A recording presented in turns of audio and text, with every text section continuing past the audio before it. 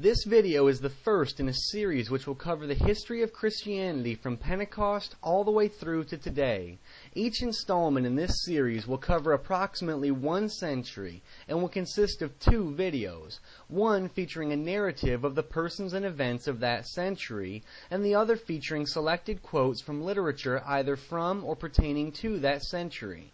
In addition, each video will feature a bibliography including both writings from that period and historical and scholarly works about that period. That bibliography can be found in the information table beneath the video on its YouTube page as well as on my blog. In this video, we'll be taking a look at the Apostolic Church, that is, the history of the Church from Pentecost until the death of the Apostle John in about the year 100. 50 days after the resurrection of Christ, and 10 days after he had ascended into heaven, on the day of the Jewish festival of Pentecost in about the year 29, as Christ's followers were gathered together in prayer, the Holy Spirit descended upon them, appearing as tongues of fire. The apostles began to speak, proclaiming the gospel of Jesus Christ to the Jews who had gathered from all over the world to celebrate Pentecost in Jerusalem. And each of the Jews present at the festival, no matter what his native language was, miraculously heard the apostles speaking in his own language. That day 3,000 people were baptized, and the history of the Christian church began. Because of this event and others that followed it, the Sanhedrin, the council of Jewish leaders in Jerusalem, began to recognize that in spite of the execution of its leaders, the followers of this messianic movement were continuing their preaching and work, and the movement was quickly growing in numbers. They soon began an active and brutal persecution of Christians, which would last for many years. The first martyr of this persecution, in fact the first martyr of the new Christian faith, was St. Stephen the Proto-Martyr, a Christian deacon. He was accused of blasphemy against Moses and God and stoned to death. While being killed in this way, St. Stephen experienced a vision of God and asked him to forgive his murderers. After the martyrdom of Stephen, the apostles and other followers of Christ began to spread out from Judea, and by the end of the century brought the gospel to nearly every part of the then known world. The apostles Jude and Bartholomew, as well as St. Mariamne, the sister of the apostle Philip, traveled to Armenia to preach the gospel. Thomas went to India. Matthew, the same who wrote the Gospel of Matthew contained in our New Testament, went to Ethiopia. Andrew traveled throughout Asia Minor and as far north as Kiev in the modern-day Ukraine. The Apostle John stayed with the Virgin Mary in Jerusalem, caring for her until her death in AD 40. He then traveled to Ephesus in Asia Minor to preach the gospel. In about the year 35, one of the men who had been present at the death of St. Stephen and who was a prominent persecutor of the church had a vision of the risen Christ while traveling on the road to Damascus, Syria. Because of this vision, this man converted to Christianity and later became one of its most influential and important founding figures. This man was Saul of Tarsus, a Jewish scholar and member of the sect of the Pharisees. He would be known to later generations as St. Paul the Apostle. St. Paul wrote 14 of the 27 books that make up our New Testament. That's more than half. He can also be credited with inspiring another book, the Gospel of St. Luke, which was written by Luke based upon what he had learned from Paul during their travels together. Beginning in about AD 44, he also went on 3 journeys proclaiming the gospel all over Asia Minor, Greece, and later the city of Rome. He would eventually be martyred there in the year 67 alongside the Apostle Peter. St. Peter had come to Rome after founding the church at Antioch and appointing a bishop there. Arriving in Rome, he preached especially to the large Jewish population of the city. When St. Paul joined him in Rome, St. Paul began to preach to the Gentiles there.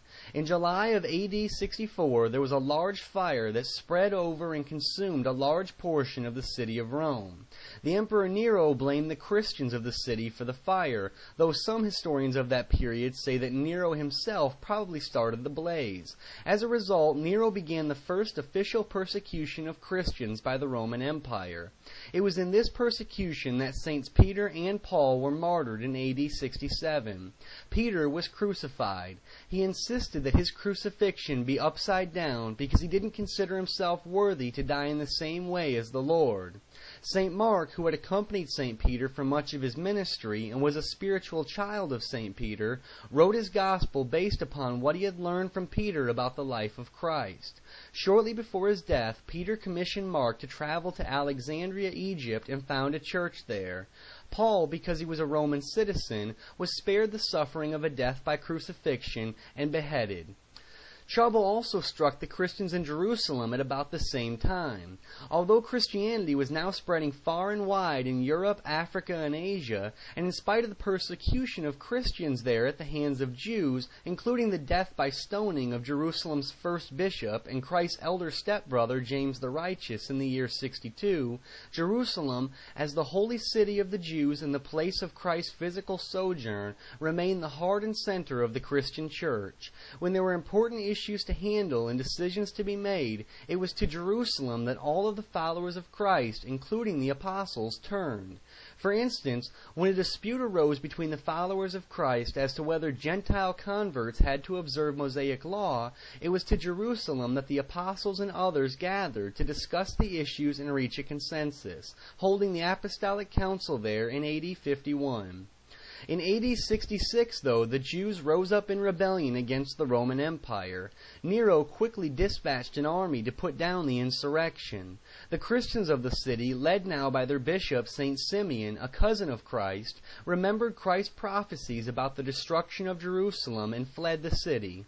In the year 70, Christ's prophecies were fulfilled when the city of Jerusalem was retaken by the Romans and the temple was destroyed.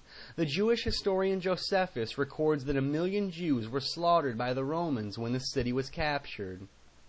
By the 80s and 90s, all of the apostles except for John and nearly all of the first generation of Christians, those who had known Christ during his earthly ministry, had passed away, whether through old age, sickness, or in many cases martyrdom. The apostles, though, had foreseen that this situation would certainly arise one day, and had entrusted each church which they founded to the care of a bishop and priests. As the first generation of Christians passed away, these bishops and priests began to take charge of the church, guiding and leading it. It was also at this time that the first heresies began to arise, as there were less and less people who had seen Christ for themselves to correct those with false teachings. These wolves in sheep's clothing began to step out of the shadows and mislead some of the flock established by the apostles. There were two major currents of early heresy, the Ebionites and the Docetics. The first group, the Ebionites, were originally members of the party in the controversy leading up to the Apostolic Council, who had wanted Gentiles who were converting to Christianity to have to observe the Mosaic law. They chose not to obey the Apostolic Council and continued to teach their errors. After the passing of the apostles, they broke even more with the rest of the church and began to claim that Christ was the Messiah only for the Jews and not for the Gentiles. They also came to reject the divinity of Christ and to teach that he was only a human, though still the Messiah. The other group, the Docetics, took the opposite extreme. Basing their false teachings on a misunderstanding of some of the words of St. Paul, they came to deny the humanity of Christ and to say that he only appeared human but was really divine. This group would later be assumed into the Gnostic groups which arose in the 2nd century. It was in contradiction to these groups and to other errors of faith and practice that began to arise at the close of the apostolic era that the rightful heirs of the apostles, the bishops and priests appointed by them, began to assert their authority and take the lead in the life of the church. Perhaps the earliest example of this is the letter written by St. Clement as Bishop of Rome to the Christian community at Corinth. Because the Corinthian church had been established by St. Paul, when issues arose in their church over the dismissal of one of their priests, they turned for advice to Clement, a bishop who had been a disciple of St. Paul and had been appointed by Saints Peter and Paul to take charge in Rome. In the letter he wrote as a response to them, he gave a powerful testimony to the apostolic faith and admonished them to be obedient to their priests and not unlawfully dismiss them as they had done. Meanwhile, the longest living apostle and the only one not to be martyred, John, was living out his later years on the coast of Asia Minor. During this time, he battled against the proto-heresies of Ebionism and Docetism and also became the teacher of several men who would take on very important roles in the church of the early 2nd century, including St. Ignatius of Antioch and St. Polycarp of Smyrna. He also wrote a Gospel, 3 letters, and the Apocalypse, all of which are contained in our New Testament. He died in about the year 100, and the Christian church, still young but already quite experienced, was left for the first time without an apostle.